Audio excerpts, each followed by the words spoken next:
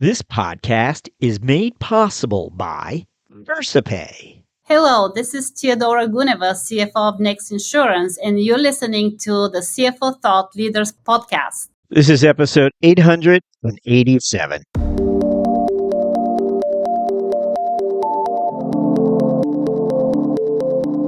I think it's also a part of my personality. I like the journey.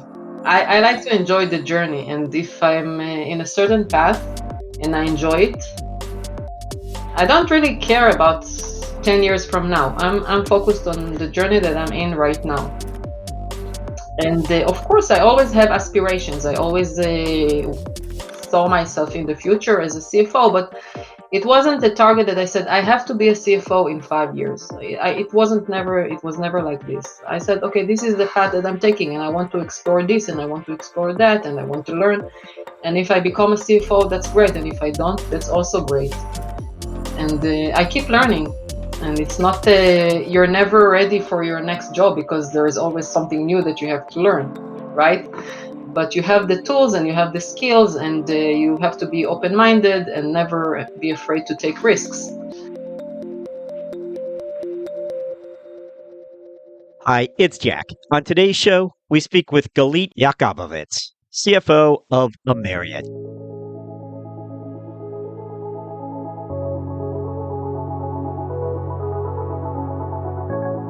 Back in 2006, Galit Yaakobovitz was an ERP implementation consultant living in Israel when she was hired by M Systems to oversee the implementation of a massive ERP system. However, within 12 months, M Systems was sold to its flash memory rival, SanDisk, leaving Yaakobovitz to wonder whether she would have a future at the newly merged firm. In short order, the management of SanDisk eased Yaakobovitz's concerns when the company offered her a spot on the ERP implementation team for the company's finance organization, an appointment that required Yaakobovitz to relocate to the United States. As the systems project neared completion, Yaakobovitz received an invitation to join SanDisk's finance team. It was an invite that ultimately allowed Yaakobovitz to place both her feet on the finance career path. We'll hear that story and much more after this.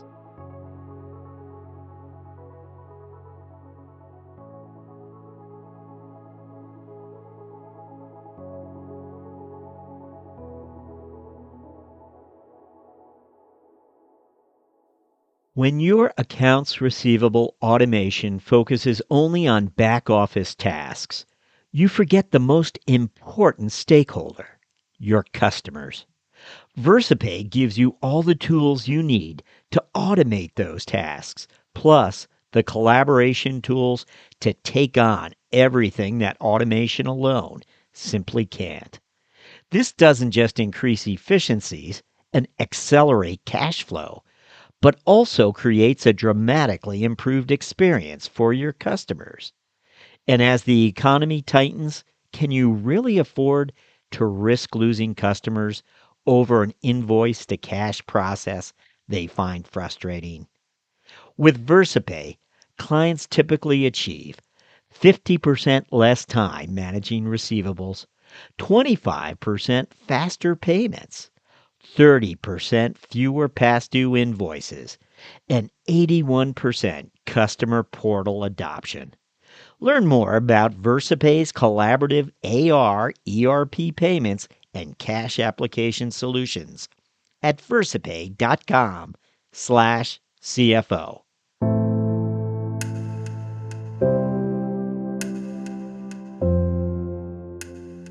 Hello, we're speaking to Galit Yaakobovitz, CFO of AmyriAD Therapeutics. Galit, welcome. Hi, Jack. Thank you for having me. Yeah, so likewise, thank you for joining us here and agreeing to take a look back for us, Galit. As you well know, we always begin with this question. We'd love to have our guests look back and try to identify where they got these skills and experiences to become a finance leader. What comes to mind for you? Yeah, so my journey started even before going to university. I started after high school at my career in the army. So I served in the army for 2 years, like every Israeli woman, and that provided me a lot of insights around the data analysis and dealing with the huge amounts of information. So that provided me the initial kickoff for my career. Right after I finished my career serving in the army, then I went to Tel Aviv University in Israel, and my major was accounting together with the statistics and operations research. I always loved the combination between the books, the finance books, but also the operational side. And that's how I was able to combine it in the studies. And when I graduated, as part of becoming a CPA in Israel, you have to do your internship and also work in a big firm or a small firm. So I started working for a BDO. Back then, it was my number 5 in Israel, I think, something like that. Provided me a huge experience with the audit. So I was able to work with different companies in different industries. Working with the high tech and the more traditional industries, big companies, public, and also small companies. And I think one of the things that I noticed during my career there is the information systems, right? I was able to get in touch with different business owners and different controllers, CFOs. And while auditing, I could see the challenges that they're facing. And I think the threading, common denominator that for everyone was dealing with the information and the data and the systems. And the more the company had better systems and better business processes established, the better the quality of the data was and the audit and, of course, the reporting process. So that's something I took in mind, and it was very appealing. Was that back then? Was that are you speaking of the early 2000s or late 90s, early Yeah, 2000s? late 90s. It's you're using Excel, you're but what are the systems or software that you're referring to? Yeah, sure. So, when I was in university, I hate to admit it, it reveals my age, but we were just starting back then it was Lotus. It wasn't even Excel. And Microsoft introduced the Excel and all the other suite later on. It was early in my career, so we started using Excel, and it was the beginning of the era of ERP systems. So companies started talking about ERP, started implementing end-to-end processes in a business system that enabled them to take a process from the beginning, from the order, from the prospect with the customer, all the way through the business transaction and the financial transactions, and being able to monitor and trace back each of the transactions in the system. Who created it? What was the origination of it? What were the changes implemented on it? And that's a huge tool for an auditor. Everything is in the system. It's not only going drill down into the truth of the number, but also evaluating the segregation of duties and who can do what and the risks for the company. It's a broader look at the company, not only the numbers. And the moment I realized this is a key tool for auditors, for finance people, I was very appealed to that. And after 5 years with BDO, I decided to take a move and change my career a little bit and did my MBA with an information system focus, and switched into the business analysis world. So took a different path. It wasn't the regular path of a finance person, and I wanted to expand my horizons. And I said, you know what? I'll just experiment something, and if it's not what I like, then I'll just go back to finance. And funny enough, I found myself back to finance years later, but everything that I did was contributing to that role. So I was able to do with the consulting companies that I was working with, to implement the information system, to design the testing processes, and to work with the business people on their business processes and what they want to see in the system. So companies like Coca-Cola, Israel, Zim, and other big companies, it's a huge experience, I think, to face it from the other side of the fence and working with the finance people and the business people. Can you give us a sense again of and is it in Tel Aviv where you were based during that period? Yeah, yes. Because we know the technology community there has just grown over the last 20 Right. years so much. And when you think back, there was a good deal of technology there back then.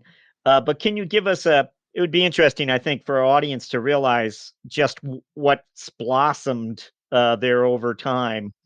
Yeah, that's a great question. I think Israel is known as the startup nation. So there are many startups in Israel. It's very technology oriented. People and companies like to use the latest and greatest of all the systems and all the tools that are available. It's a very advanced country. And I was lucky to be just at the blossom of all these emerging information systems and implementations. And there was a huge prosperity of all these companies starting to bring this SAP and Oracle and the MFG Pro, and there were a lot of local systems that were developed because the Israeli, on the finance aspect, the Israeli localization is very complex.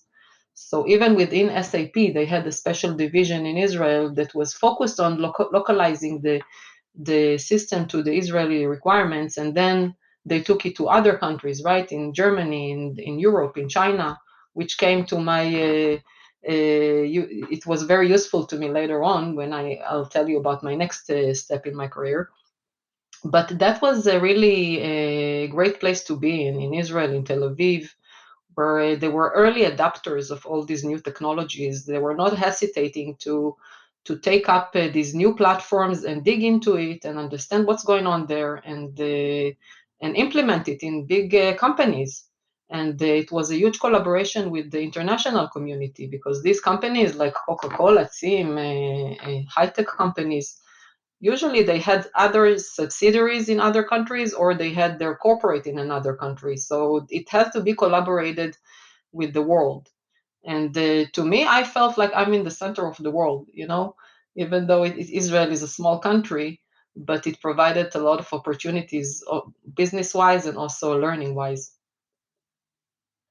So and I'm looking at your bio, I know you make this investment of years, nearly 5 years in the consulting area, tailoring, I think, this type of software that we were discussing. But then you step back into the corporate role. That was an important segue, clearly. You decided, okay, I've got consulting years under my belt. Let me go back and be in the corporate function. Yeah, actually, it took another few years. So I'll tell you about the next move. I was working with this consulting company, and a friend of mine, she was interviewing with a big high-tech company in Israel, public company. It was M Systems. And she told me, I was interviewing for that role in the finance department, but they have a very unique role. They're going to implement an ERP system right now, and they're looking for a person to lead the implementation in the finance department.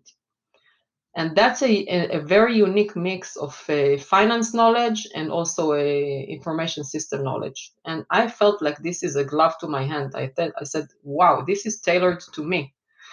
I knew I didn't have too many chances because there were many people jumping on this opportunity. But I just went online and they filed my resume on their website. And a few days later, I got an interview, and I got the job. So I found it as one of the best opportunities in my career that had really a combination of the two areas that I love, the finance side and the information system side, and helped me to combine it. So with M Systems, my role was to implement across the world. So they had a lot of subsidiaries in Spain, in Japan, in China, in the US, of course, to implement an ERP system and consolidate all the informations and the processes and the financial reports on one platform, taking into consideration the localization in each of the countries, right? Each of the countries had a unique requirements. So part of this was selecting what system are we going to use. Is it the big players were SAP and Oracle, and we had a trip to the US to the corporate of Oracle. We met with the very senior people, and little I know back then that in few years I'm going to live there. Actually, in less than a few years, so it was really in a matter of few months.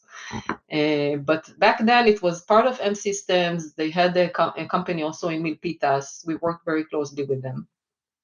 We decided to implement Oracle. We bought the licenses. We triggered the process, and then all of a sudden, everybody hears that SanDisk USA acquired M Systems. And SanDisk was a huge company, and actually back then it was as big as M Systems. These two companies were very big. They had thousands of employees around the world, and they had a lot of common products, right? They had the USB drive, which was invented by M Systems, and they were marketing it, and they had other platforms that they developed. So that was meant to be merger, but I found myself in a situation where I don't know what's going to be with me. What's going to happen, because usually when you have such a merger, the first thing is being efficient and eliminating duplications, and then how is the new company going to look like?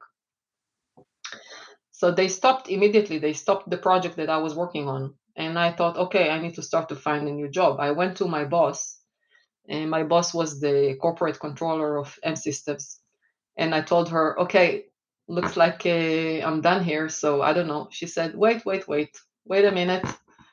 Let's see what's going on. Okay. So just have patience. And that's one thing I learned through my career.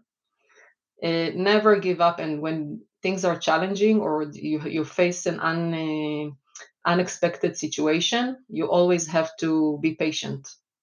Be patient and see how things play and see how you can contribute to it. And I'm taking that lesson up until today.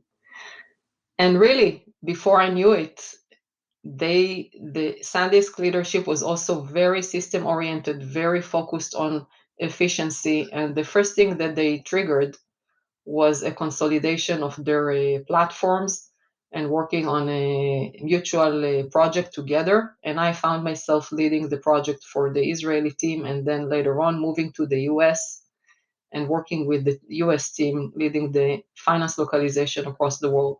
Wow. Some great advice there. I mean, your project was stopped following this merger, and you had to be concerned, but the advice you got from the controller was be patient, and it paid off. You decided to stick around. And just the size of this deal, by the way, $1.6 billion deal went down when SanDisk bought M Systems. So quite a sizable deal. And meanwhile, it's ultimately swung open the door for you. Correct. So that's how I moved to the US. Actually, my husband also had an opportunity in the US, so it worked for both of us. And we moved to New Jersey. And from New Jersey, I was working with across the globe with all the teams in Japan, China, Europe, and the US, and Israel, of course.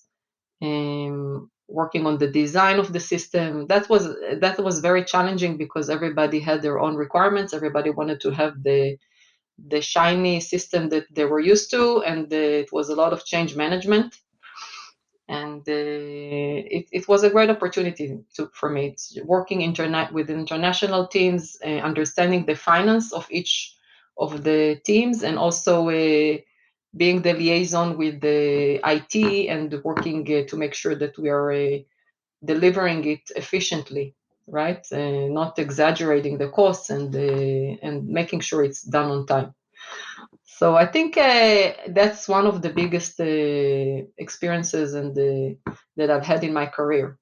Later on, I was moving to report to the chief accounting officer of the consolidated entity of SanDisk, and he is actually also a person that impacted my career and my vision in life. And he provided me the opportunity to move from New Jersey to Milpitas, to California, and lead another major project, which was around the revenue recognition systems. So that enabled me working with the different business owners and understanding more about revenue recognition in a retail company. Retail and OEM, it's really very complex.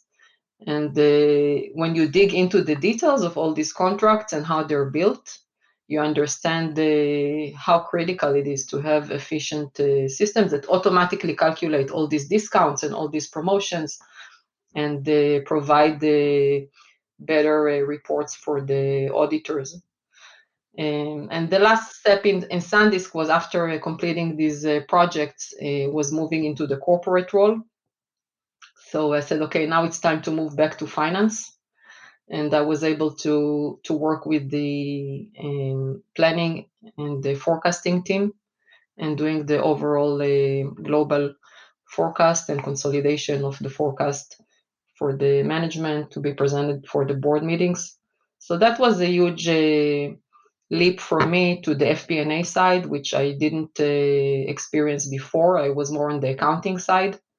And for a few years, I worked with this FP&A analysis and data analysis and understanding the business from other aspects and being able to provide reports and forecasts. And that's also one thing that I'm taking with me up until today. Now you move into the biotech realm. Give us some timing, or how does that happen, really? Yeah. So after almost 7 years with SanDisk, they were very intense, including 2 relocations and a lot of high delivery projects. I decided to slow down a little bit. So I took a short career with the consulting for mergers and acquisitions, and an opportunity came by with the recruiter for an Israeli company that opened a site in the US, which was a biotech company, Compugen. And they were looking for a controller and somebody to help build the site. And it was a part-time job. And I said, wow, this is a great opportunity for me. I can slow down a little bit, enjoy a little bit more with my family, and also do what I love to do, the finance and the operations together. And I started, I was interviewing, and the site head was a delightful person, and the team, really, it was a small team which grew slowly. But first time for me to work with the scientific community and with biotech. I didn't know much about biotech, and I was thrilled to get this position. And very quickly it became a full-time position as I expected. I was working directly with the site head and all the team on site to initiate the site in the US, build the labs, build the vivarium. It's different. It's a different animal, literally, having labs with the animals inside and all the regulations around it. And it's opening the door for more operational activities, not only finance. But of course, not to forget, Compugen was a public company. So even though it was as if it was a small startup, it was still a public company, and we had to comply with all the SOX requirements and all the reporting and the monthly and the quarterly, and building it from scratch. So I think the experience at Compugen provided me a very well-rounded experience with the new industry, but also doing a public company reporting and the accounting together with the operations. I remember just sitting in the first board meetings, not understanding a word. They were talking about all these disease, the drugs for cancer and the targets and how they're going to block this protein or that protein. And I just found myself writing all these terms during these meetings, and going and Googling it for hours later on and learning. And the best thing, I think, were the people there. So the site head and the scientists, as I mentioned, they were always happy to help and to teach me. And I was asking proactively a lot of questions just to understand, or even the spend. What does this mean? What is this reagent? What is this vendor? And they were coming to my room and explaining and putting on the drawing board these diagrams and explaining to me how this works. And it was a huge learning experience into the biotech world. And I fell in love with biotech. I said, this is where I want to be. And it's not only a very interesting industry, it's also going to help people and it's going to improve people's life. And it has a bigger mission. Everybody knows somebody who is sick with this disease or another, and it's really the greater thing that we can do for people. I just want to point out you made an investment of nearly 6 career years at CompuGen. So you really made an investment of years, and of course eventually you oversee finance and operations. Right, and these 6 years provided me a full cycle of biotech company. So we started from initiating the site, we grew it up, we hired, we grew the space. I was also responsible for the facilities and the labs, and it was a huge growing experience. And then we saw the drug going into the clinic. And I have to mention that it was also a huge collaboration with the team in Israel. And being an Israeli helped me a lot. I think working with them and providing them what they need, and they provided a lot of support to the site and to me. And eventually, when we went into the clinic, we hired a CMO and the clinical director, and the drug was already in clinical phase. They decided to trim the preclinical activities and downsize the site. So I was part of that as well, downsizing whatever we built before. And that's very common in biotech companies. Sometimes I see the young people that are joining this industry a little bit shocked of the volatility in the market and the volatility in the industry, because companies grow and unfortunately some of them are going also down very quickly, and people need to understand that's biotech. And you can see that also in the market, in the share prices of companies. It can go up and down very, very fast. So I was able to see firsthand a full cycle in biotech, and actually the company is still successful, and it continues operating in the US and in Israel. But after winding down a little bit the activities there for the preclinical, I decided, this is time to move on. And that's how I found a new job in Arch Oncology, and was reporting there to the chief business officer. And that's a higher position. It was actually heading the finance and operations for a startup company. This was a real startup, not a public company. And I was more exposed to the side of financing and the struggle that these little companies go with every day on the cash side. The burn is very high in biotech, and you don't have revenue.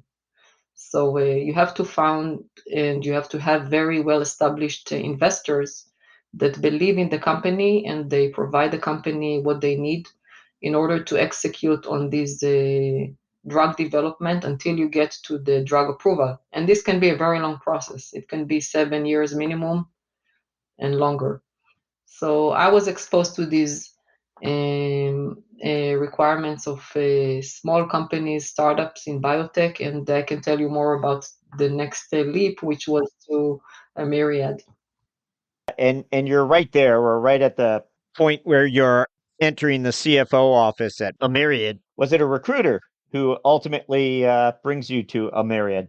Yeah, so at Arch Oncology, I was, I told you, reporting to the CBO, then to the CEO, and together we were able to secure a 105 million financing round, which was the first time I was involved in such a huge financing event. And we felt in a good place. We had the financing that we need to execute. We had well-established processes. We had the clinical trials going on. And then I was approached by a recruiter from AmyriAD. And at the beginning, I didn't even want to talk to them. I said, I'm good, but they said, you should listen to this proposal. And I just took the call, and it was very surprising. There are three things that drew me into AmyriAD. The first is the leadership, a phenomenal CEO with a huge track record in Alzheimer, and she is the one who developed the standard of care today for Alzheimer disease. Well-established advisory board, and also a huge experience with our board members. So this was the first thing I said, okay, this is a real thing. Well, let me stop you right there because we want to learn about the real thing. We want to find out about AmyriAD. Tell us about this company. What does it do, and what are its offerings about? Yeah, so when I heard from that recruiter, he told me that AmyriAD is developing a drug for Alzheimer, and I didn't really know much about the Alzheimer market. But then when I spoke and learned more about it, it's basically a phase 3 asset. So we're ready to execute phase 3. And the drug itself is a drug that helps Alzheimer patient relieve the symptoms of Alzheimer disease. So we're not changing the disease, we're not modifying the disease. What we're doing is helping the patients to have better life, better quality of life, and extend their memory and their ability to function in a way that they have, few more months, maybe few more years with better functioning. And that's a huge relief, not only to the patients, but also to their family.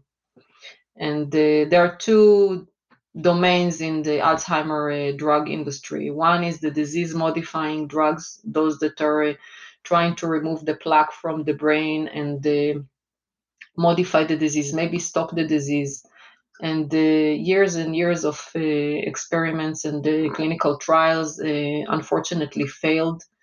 Only now we got this year good news about the approval for a drug that is developed by Eisai and Biogen. So this is great news for the industry. But many years of failures and billions of dollars that were spent on the disease modifying side of the drug development. And AmyriAD is focused on the other side, which is the symptom management. So we're not trying to change the disease, we're trying to manage the symptoms and manage the disease and help the patients live with their disease, but with better life.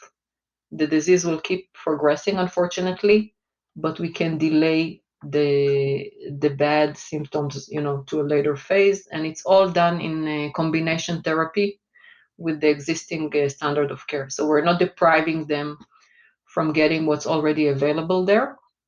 We're adding to it. And the phase 1, phase 2 clinical trials have shown that there is an additive improvement with all these patients, and we're upregulating their neurotransmission in the brain and improving their memory and cognition and function. So this is where we're focused, and our tagline is actually for AmyriAD is memories are worth fighting for. And who are we as people? We are what we remember and what we know and what we want to do. So people who don't remember, it's really losing a huge part of their personality. And that's what we believe. We want to keep people to have better memories, and we want to fight for it. And that's our mission. Very nice. Is there what stage company is this Yeah. then? Can you give us maybe an abbreviated history of its capital structure, or where is it at? That's one of the unique things about AmyriAD, and that's also a segue to the strategic part. But I can just give you in a highlight, and we can talk about it later. We had only a Series A Series A financing round. Okay, so we are in an early stage of financing. This drug is actually a drug that was that was developed by another company up until phase 2, and we took it up and we're continuing taking it forward to the phase 3. So the previous company did invest in this drug a fair amount of money, and now we are, as a new company, we need to raise the money for the phase 3, right? And that's a lot of money to raise. Have you raised some since your arrival there? I think you came aboard in 21 or so. Yeah, I joined in 21 right after a Series A was completed, and we're now in the process of raising a Series B. So that's one of the main focuses right now. So we would suspect, like a lot of early stage companies, it's about cash right now. It's about managing your cash.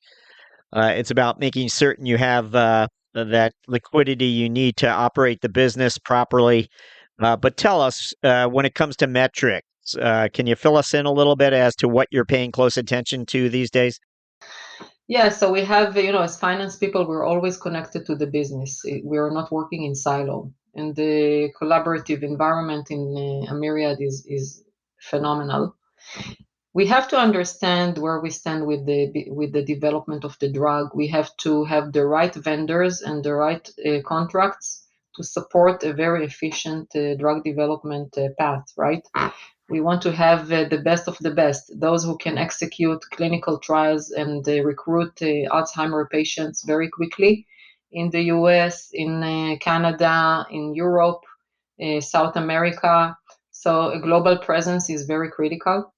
We want a CRO, that a clinical research organization that can help and have a track record of executing such clinical trials.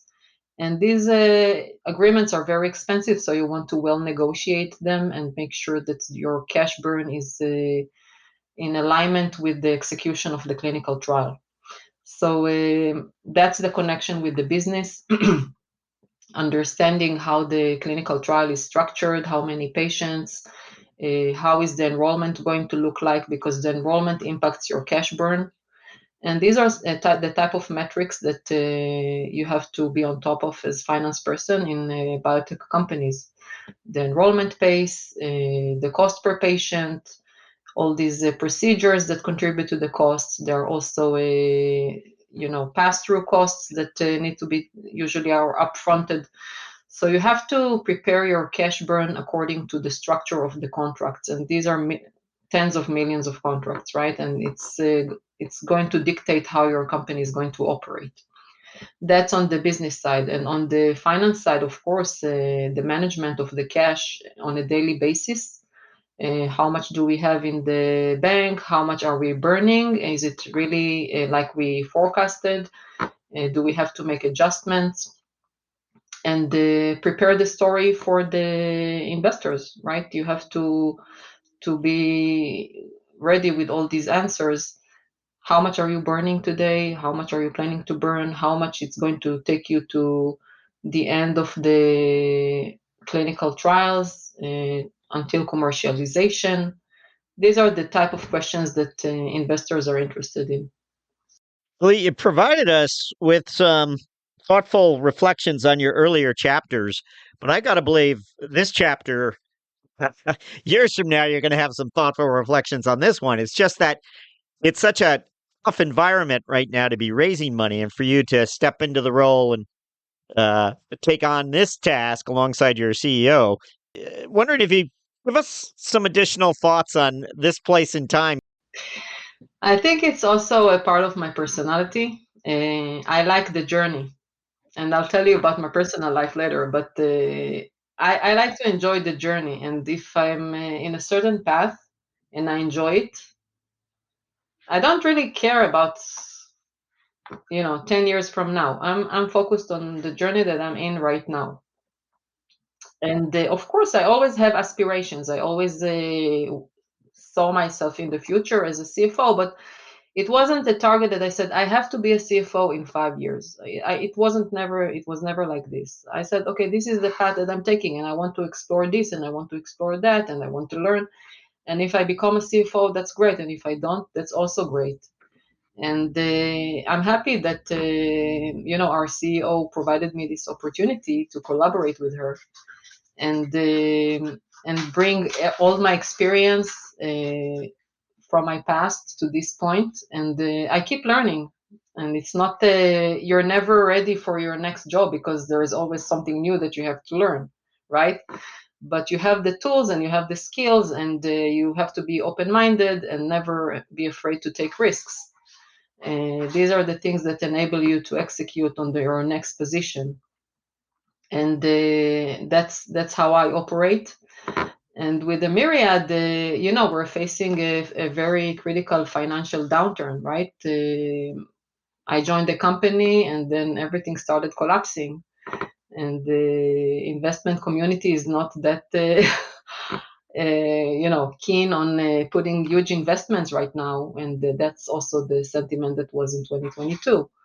So these are the type of things that we have to face and we have to deal with, and we're dealing with it every day. And if we're standing by each other, and that's how we do it, the CEO, myself, the other team members, the board members, everybody is sticking together, then I'm sure that we will pass through it. But this is the key for the success, is working together, believing in your mission, and learning whatever you don't know, you just learn it. Okay, well, we're going to jump to our finance strategic moment question, where we ask you to just look back and choose one to share with us. I think you already hinted that you had something more to share on AmyriAD, so we'll allow you to explain. But tell us what comes to mind when we ask for a finance strategic moment.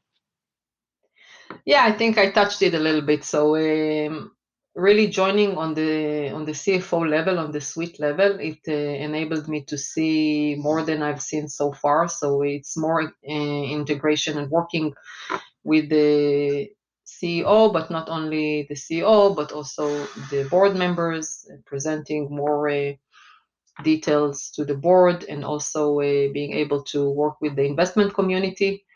Um, Establishing a relationship with the big banks.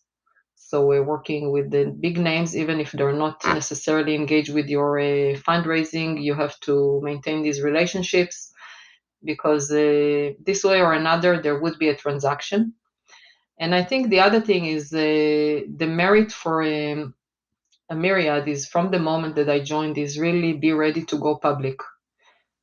If it's going to happen this year, if it's going to happen next year, etc., but operating like a public company. And that's a very challenging mission, because funding is scarce, but and operating like a public company is expensive. But I'm blessed that our leadership and the board is really supportive of this approach, and I was able to actually implement with the team all the basic requirements for becoming a public company. So we're operating on a PCAOB level, and we're auditing by the Big Four. And the moment we're ready to go, we're ready to go. And building all this infrastructure for SOX compliance, and the segregation of duties, and of course the information systems, that is part of me. So building the infrastructure. So I think this is for me, it's a strategic moment, because I'm bringing everything that I know, and facing towards the future with the strong infrastructure for the company. Hello and welcome to 60-second stories from CFO Thought Leader. Eliran Glazer's finance career journey begins in the late 1990s at the Tel Aviv office of KPMG, where the 20-something Glazer had spent the last 3 years auditing a portfolio of fast-growing software companies. As the year 2000 approached, Glazer tells us he was suddenly being recruited by an Israeli-American CFO, who was seeking to fill a controllership position. The gray-haired CFO left little doubt the role he had in mind could potentially offer much more. Glazer tells us the CFO's pitch went something like this. I'm pretty certain you understand accounting well, but I will help you develop a business view. And so was the beginning of a wonderful mentorship. You'll hear that story and much more on episode number 875 of CFO Thought Leader featuring CFO Ellerin Glazer of Monday. Remember, the future of finance is listening.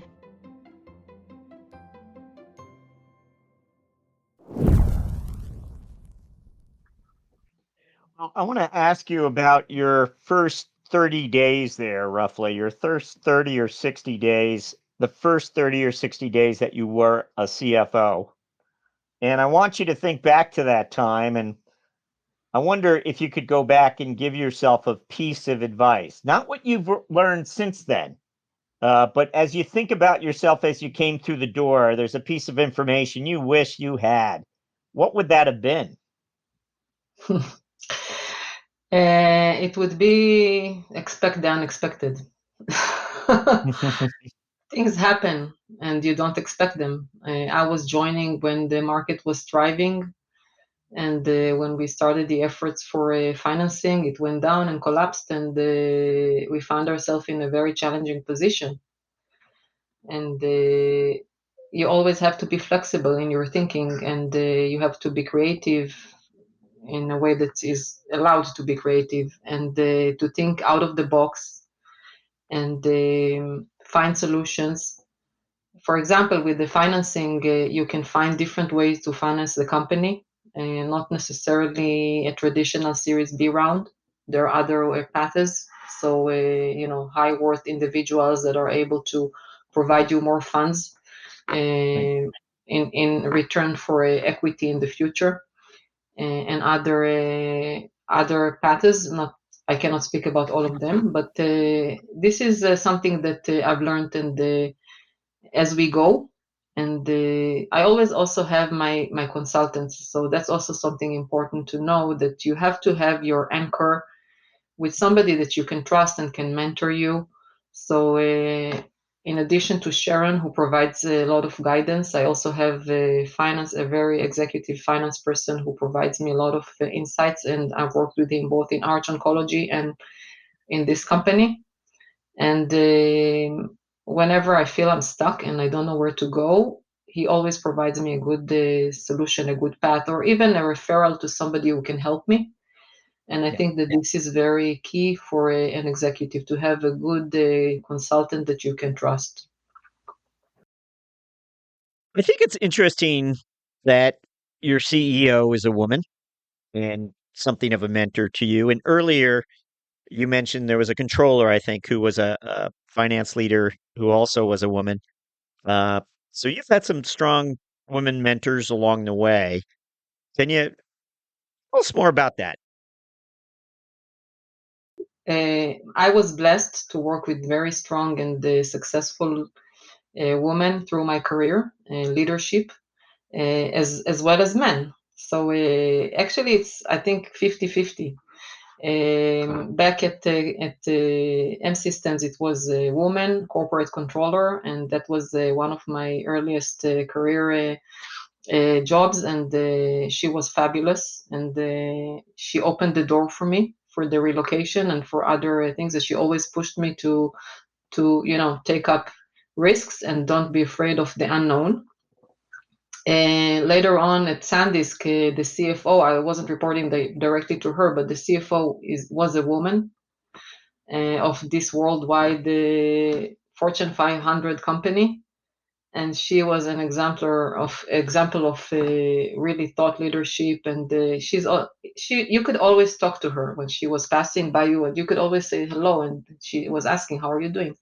And of course, the chief accounting officer, he was a man, and he was supportive a lot. And the chief information officer that I worked with as a liaison, he was also a man. So it's really a mix, but I really enjoy working with leaders, no matter what is the gender, that show you not only the leadership and how they provide you opportunities, but they're also compassionate and they have the personal side.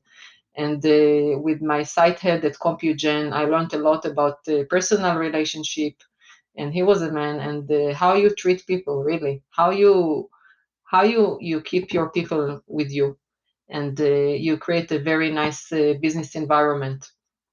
And now with the CompuGen, of course, with Arch Oncology, there were two CEO women that I worked with, so that was a huge experience for me, and they were leading amazingly, and they're very top leaders in the industry right now.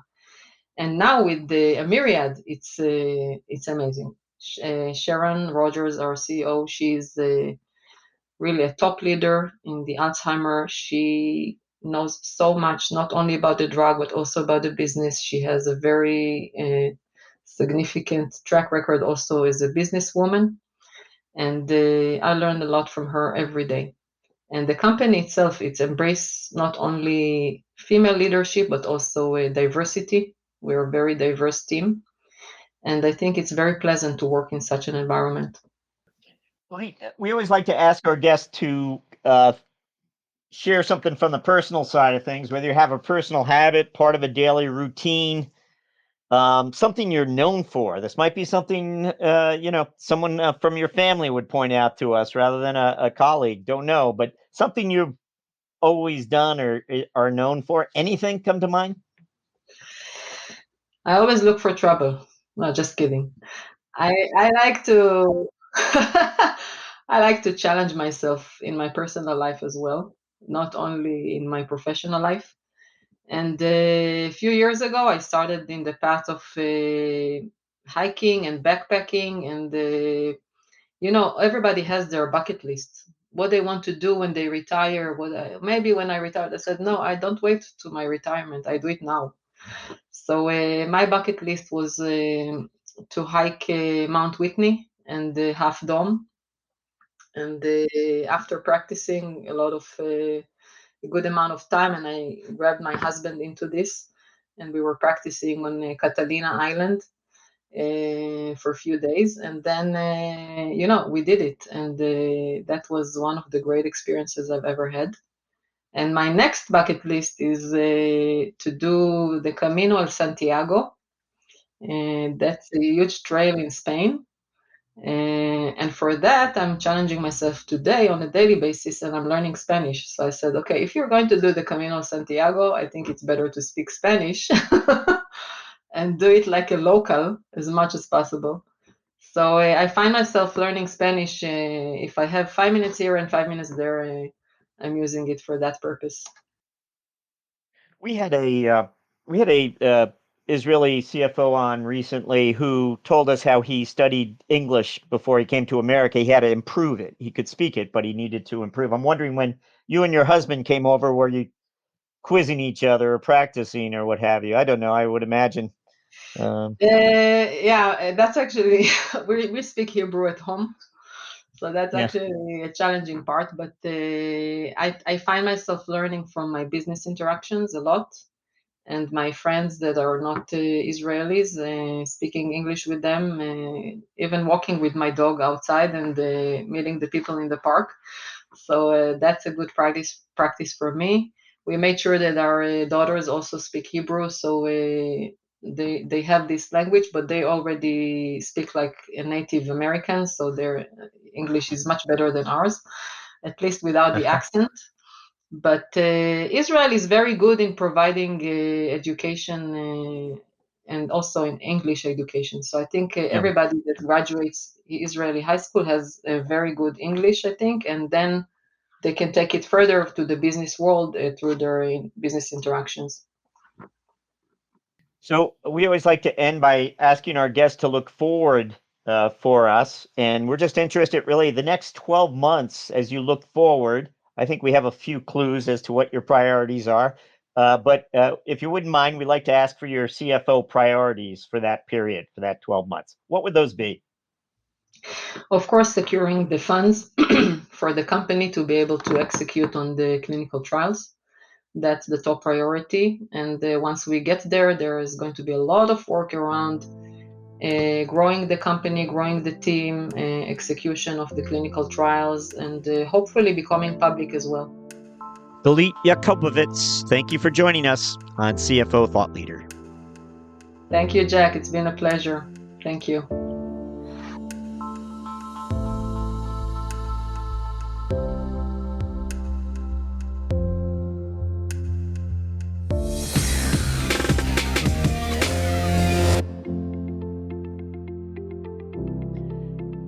CFO Thought Leader listeners, as you have perhaps already heard or even seen, we're now featuring the career lessons and moments of strategic insight shared by our CFO guests as Thought Leader videos.